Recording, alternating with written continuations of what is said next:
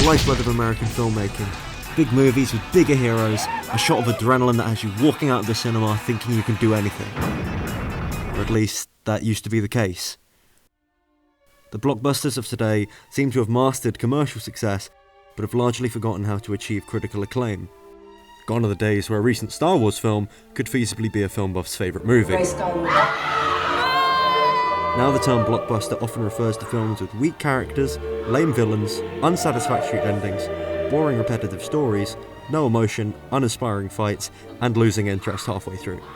While the big blockbusters of yesteryear didn't have these problems as badly, they usually failed to achieve the commercial success we'd expect in the modern age. So the question arises, is it even possible to make a blockbuster that can achieve in both fields? Can any movie pull off the balancing act between critical and commercial success? But before I'm able to answer that, what even is a blockbuster? The term blockbuster was originally used to describe a bomb during World War II, referring to how easily it could decimate a block of houses. This explosive power has been a mainstay of the word ever since. The first use in relation to a work of fiction was an ad for the Bombardier in 1943 with the tagline, "The blockbuster of all action thrill service shows," later becoming an industry term for a big budget picture intended to make a lot of money. While these films were being referred to as blockbusters, it was used solely in relation to their monetary value. This would all change in the 1970s, with filmmakers like Lucas and Spielberg making Star Wars, Jaws, and Raiders of the Lost Ark. One final element fundamental in the creation of the blockbuster was the world around them. After the Nixon administration, America went into a recession, which was reflected in the art it produced. Simultaneously, the studio system was collapsing, and filmmakers like Spielberg were suddenly able to make their own films. The blockbuster became an escape from the darkened world to one populated with likeable characters that won in the end, and crucially, were characters the audience could see themselves as. These were films about mavericks, made by maverick directors, who were able to experiment in ways the studio previously hadn't allowed. With these films, the blockbuster gained its identity and became the category of film that we know it as today, which gives us our current definition: a triumphant large-scale Hollywood movie intended to be popular and make a lot of money. As stated in the definition, they're designed to make money, which can lead to them feeling like they have less artistic merit, as they must appeal to the widest possible audience. They're supposed to be liked by everyone, and as such must have some of their edges sanded off, which can lead to less people loving them. But while it's difficult to make a blockbuster the critics love, it isn't impossible. It's a clean sweep. The Lord of the Rings, The Return of the King. First, I'll look at how Hollywood has created a formula to make a movie a financial hit.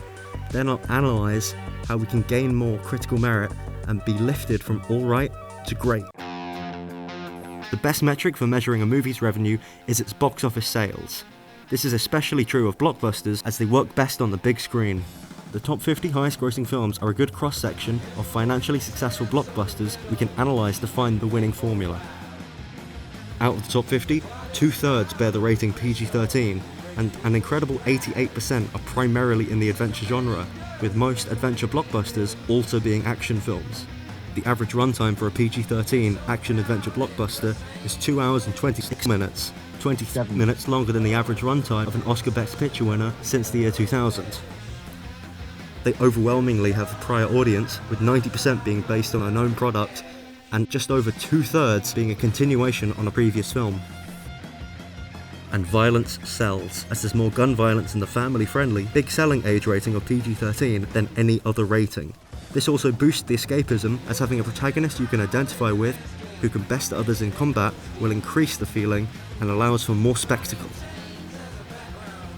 And when it comes time to release the film, it's shown beneficial to release it in July, December, June or April. Releasing it in these months will make it more likely to be a big earner.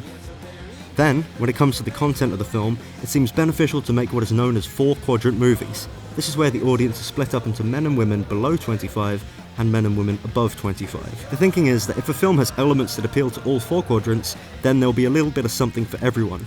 For instance, action and cars for men, and love interests and animals for women. This has become so prevalent that some insiders claim that blockbusters will not be made unless they adhere to at least 3 quadrants. This allows for more possible points of identification, despite being slightly reductive, as different groups can identify with elements not typically attributed to them.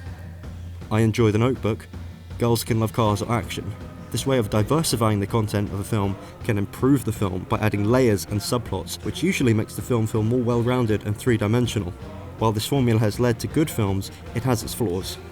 Stereotyping aside, the worst part of this method is that it often leads to aspects of a story that don't feel like they belong. The most obvious example would be the shoehorned love story. We can all name multiple times a movie has ground to a halt, telling a pointless love subplot that hasn't been given nearly as much attention as the rest of the story. What are you doing? These tacked-on elements are added to boost the film's appeal, but if done incorrectly can completely derail an otherwise solid picture. Most of the best films do have love subplots, but many also have protagonists with dead parents. I think in both cases, what people are really being drawn to is the found family element, when characters start on their own and end with people around them. What people are really looking for is acceptance and redemption. Characters don't need to kiss for this to happen, so if a love story isn't fitting, try building plutonic connections instead. This is one of the reasons why Justice League didn't feel as impactful as the better found family of the Avengers, and why love subplots don't work as well in found family narratives as the acceptance has already been fulfilled. It should also be noted that word of mouth is twice as effective as paid advertisement, so making a good film would be a more effective way of starting a franchise than a passable one. This is why Iron Man spawned the MCU and Green Lantern didn't. Or why the last Lord of the Rings film made the most money, while the first Hobbit made the most. Critical success is harder to quantify than commercial success, as films are art and are subjective, leaving no way to accurately assess how good a film is. However, there are ways to get fairly clear ideas, like awards and online rating sites. Multiple blockbusters can be found on IMDb's top 250 films, like Pirates of the Caribbean, and despite rarely winning, many have been nominated for Oscars, such as Star Wars, Avatar, and Raiders of the Lost Ark. These will form the basis of my critical success analysis. After going over these lists, the problems mentioned earlier became immediately apparent, as well as inconsistent characters and elements that don't fit. Somehow Palpatine returned. While these sound like the mistakes of inexperienced writers, many of these films are actually written by a committee of seasoned veterans due to how much money is at stake. This can be a literal committee, like the writing room scene in the creation of the Star Wars sequels, figurative ones, like financial backers dictating what must go in the film, or metaphorical ones, due to dual tracking, where multiple writers will write their own scripts for the same film. But as one WGA rep said, even after a studio picks a script, I can't imagine they won't try and borrow parts from others. This leads to scripts feeling unauthentic and as if they lack identity. I would recommend having one writer with at most a couple of co-writers with a similar style to bounce ideas off of to avoid inconsistencies. Then, looking to story, you can see a growing problem with stakes. High stakes make a gripping story. Stop. Unfortunately for the world ending isn't high stakes. Not only have we seen it to death, we can't fathom a number that big, so it doesn't even register. This has no impact. Compare that to The Dark Knight, where the climax is the fate of two boats and is so much more impactful. This is why The Dark Knight is so good, it has a very focused set of stakes. The point is, high stakes don't mean what could happen if the character fails is bad. Tension comes from the idea that the character doesn't want to fail, and that they might. To make a villain interesting, they must attack the hero's greatest weakness. So if the character has no weaknesses, the villain will be boring. If they don't feel like they can lose, it doesn't matter how bad the villain's plan is. Then, to tell a more compelling story, make the story relate to the character. And if the story is about the end of the world, relate it to what they would lose, like their family. And when it comes to structure, these films are structured horrifically. And structure is the single most important part in writing and selling a screenplay. There's Freytag's Pyramid, Harmon's Story Circle, The Hero's Journey, and Blake Snyder's Beat Sheet. But the simplest and most popular form is the 3-act paradigm popularised by Sid Field. A beginning, middle, and end. There can be many story beats within the acts, but 2 anchoring points must be the inciting incident and the dark night of the soul, or as Field puts it, plot points 1 and 2. These are turning points in which a movie goes in a new direction and enters a new act, as the characters in the world have changed, and they appear in all other outlines. Act 1 is setup. Field calls the first 10 minutes of the film the most important, so introduce the main character and their world. Plant seeds that pay off later. We're trying to get to know them and their status quo. Give them a want and a need. This can be represented by a facade and a flaw. Then, over the course of the film, the need begins to take over. Rocky wants to be a champion. He needs to find worth within himself. This is why the film is cathartic despite him not winning. He has achieved his true need. Then, the inciting incident and the call to action. It must awaken a desire in the main character, where they choose to pursue their wants. This acts as a catalyst for the plot and causes the new act. The inciting incident sets up the plot, answer the call starts it. Snyder places these on pages 12 and 24 of a script, but they can be malleable. Aim for the first 10 to 15 minutes and 20 to 25% of the runtime. Without the inciting incident, the story doesn't happen. It must in some way influence all moments afterwards. Putting the inciting incident earlier can set a fast pace, then break into Act 2 by answering the call. Answer the call too early and you haven't set up enough. Too late, you've eaten into Act 2. The character doesn't necessarily have to want to undertake the journey, just that it must point to something they are lacking, which is why this section is called Need on Harmon's Circle. Then there's Act 2, where the plot actually begins. This part is confrontation, where the hero attempts to answer the call. This is the largest act and is where the hero encounters obstacles after obstacles that keep them from their dramatic need. This is where we experiment. Halfway through this act is the midpoint, which is also a turning point, so something profoundly significant needs to happen to change the course of the film. This is where the need surpasses the want. Weak midpoints are a large reason for some films losing momentum later in the second act, so make them count. At the end of Act 2, roughly 75% through, comes the dark night of the soul, or crisis point. This is where the bad guys close in, or a plan doesn't work. It must be caused by the character's answer and brings them face to face with their greatest fear, or as York puts it, a crisis point embodies the worst possible consequence of the decision taken when the initial dramatic explosion occurred. Will decides to save Elizabeth, he gets her marooned. Then finally there's Act 3, Resolution, where the hero and villain face off and the plot and story threads climax. They don't need to climax simultaneously. There are films that do, and there are many films that don't. If you do split the climaxes, then the plot should climax first. Then the hero returns home. They can be changed like in Pirates, or similar to the beginning like Paddington. What does need to be changed is the world around them, and it needs to be the actions of the protagonist that have changed them. To ensure your story is compelling, make sure there is a story and a plot.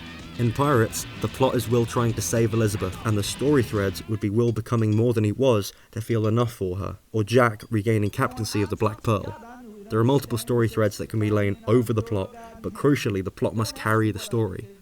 Put simply, the plot is what happens, but the story is why we care. Without a solid plot, the film isn't good. Without a good story on top of that, it can never be great. The plot climax resolves the inciting incident, the story climax resolves answer the call. Then once the story is resolved, the film can finish shortly after. All of these elements will improve the film, but in order to make a truly great action film, there must be set pieces and spectacle. Like we found, blockbusters are action heavy, and a blockbuster without an action set piece is like a comedy without jokes. Thankfully for directors, there are a few techniques they can use to increase the impact of their action scenes. First and most importantly, is to stop them being one-sided. This comes back to having stakes and is the main problem with the Matrix sequels. Once Neo was the one, no one could challenge him and the action became stale. Indiana Jones gets thrown out of a moving truck. These moments where the character feels vulnerable and in trouble are the moments that make the fight interesting, and if they overcome them, it makes the victory more impactful. Speaking of Indiana Jones, the next essential element is development. The truck chase has 8 phases, compared to more boring scenes where they just punch each other. The fight is impactful because it has phases where new ideas are explored. The third element is clear action. Quick cuts and shaky cam can be effective ways of making an action scene feel more intense, but they can very easily be overused. If the audience can't understand what's going on, it won't impact them. Being slower also allows for showing character through the fight, which allows for more than just spectacle. As for how much there should be, there is no real rule. Raiders and Pirates have 21% of their runtime as action, Avatar 27, and Endgame 14. What is clear though, is that action makes about a quarter of the runtime, so making an action film does not mean you can ignore story or plot, as it still makes up the vast majority of the film. Finally, they have to have an impact on the plot. If nothing is changed by the end of the action, it doesn't deserve to be there. The best set pieces tend to have massive ramifications, and usually cause new acts. While there is a lot of room for improvement, bathos, an abrupt transition from a grand topic to the trivial, is the #1 reason these blockbusters aren't succeeding critically. Stop. If you've ever walked out of a movie with a positive but slightly numb feeling, bathos was likely the culprit. The number of jokes in these films have dramatically increased, which can be a good thing, as it can make the films more accessible and be a break from the action, but can also be a double-edged sword. These jokes diffuse tension, meaning the butt of these jokes tends to be the villain or the tense situation. This results in dissipating some of the emotions the filmmakers have worked so hard to create, making the moments less impactful. Greetings, Panda. We meet at... Hey, how you doing? Hey. To be clear, I'm not against jokes, or even all bathos. Attention, whoever you are. This channel is reserved for emergency calls only. No fucking shit, lady! Do I sound like I'm ordering a pizza?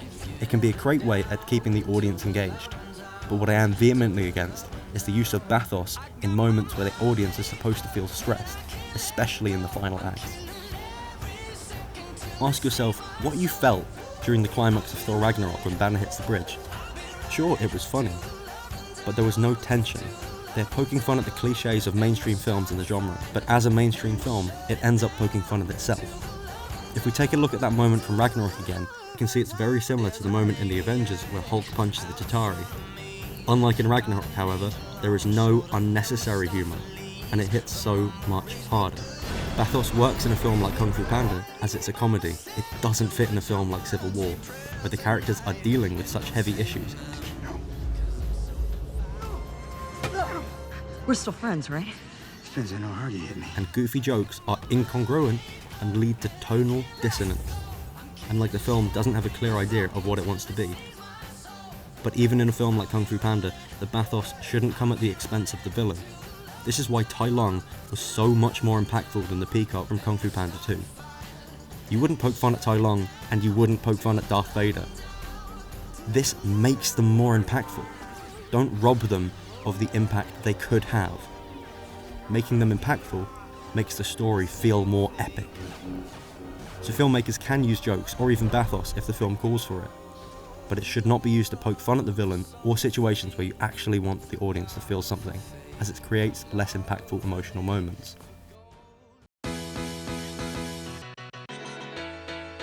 Putting it all together so we never have to watch another boring blockbuster again. In order to make blockbusters financially successful, many practices can be implemented, like making the film a PG-13 action-adventure film, releasing it during a holiday, and having elements that appeal to multiple audiences. The concept of being authentic to the story and adhering to what the movie wants to be, rather than what the studio wants to be, has consistently come up. People can empathise with more than just the stereotypes, and everyone likes a physically strong protagonist and characters gaining acceptance or redemption. Adding jokes can pay dividends, but you still need to allow yourself to be serious, or the film will have no emotional impact. And don't ridicule the villain. Have 3 major plot turning points, one after every quarter. The first starts the plot, the second is a new revelation where the need surpasses the want, and the third is the antagonist getting closer to winning to improve your structure. Spend time to flesh out the character and their world in the first act before the inciting incident. Then answer the call quickly. Have the character achieve their need for a satisfying ending. And while there are techniques to improve action, they should only be used if that's what the film calls for, like long takes for immersion and quick cuts for raising heart rates. And if the story needs an action set piece, it'll be much more impactful if it serves the story by influencing the plot and is treated like it matters. In a world increasingly devoid of substance, authenticity is the most valuable currency.